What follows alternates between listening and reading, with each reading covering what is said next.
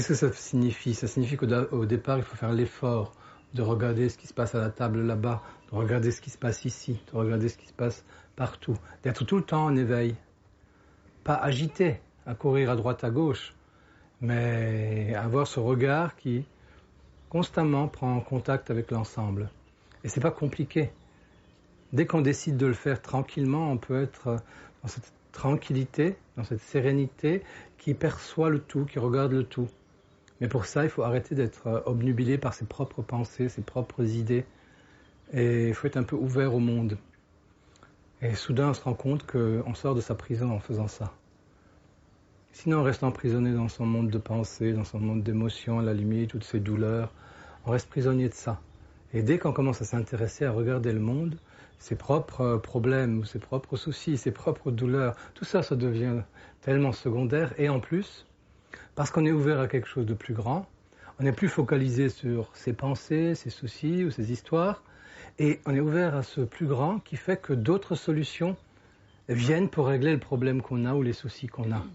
C'est-à-dire autre chose vient à quoi on ne s'attendait pas et qui règle beaucoup plus facilement ou qui nous aide à régler plus facilement nos petits soucis et nos petits problèmes mayas.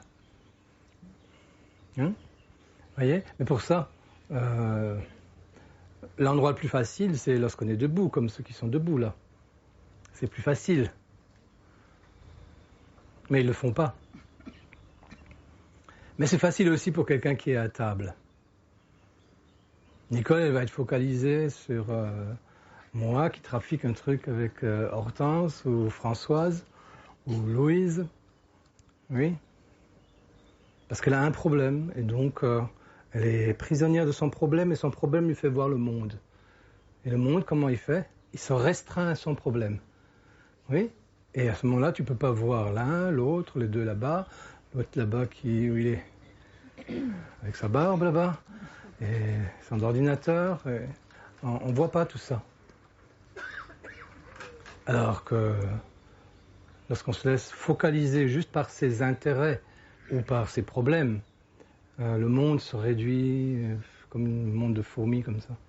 Se réduit. Tandis que dès qu'on s'intéresse à tout,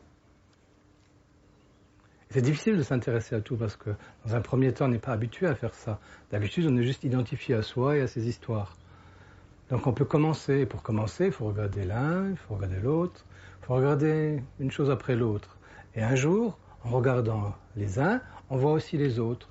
Soudain, on a le regard qui devient naturellement panoramique. Tout en étant capable de focaliser à un endroit, on voit tout le reste. Mais ça, c'est l'effet de l'entraînement et de la libération intérieure. Alors certains disent, oui, mais mes soucis, mes problèmes ne se règlent pas comme ça. Si, ils se règlent comme ça. Les soucis et les problèmes, on trouve des solutions beaucoup plus faciles, beaucoup plus intéressantes en faisant comme ça. Si on a un problème ou un souci, on le regarde d'abord bien, on focalise d'abord dessus, bien, pour comprendre un peu, et ensuite on l'abandonne. Et on s'intéresse à tout le reste.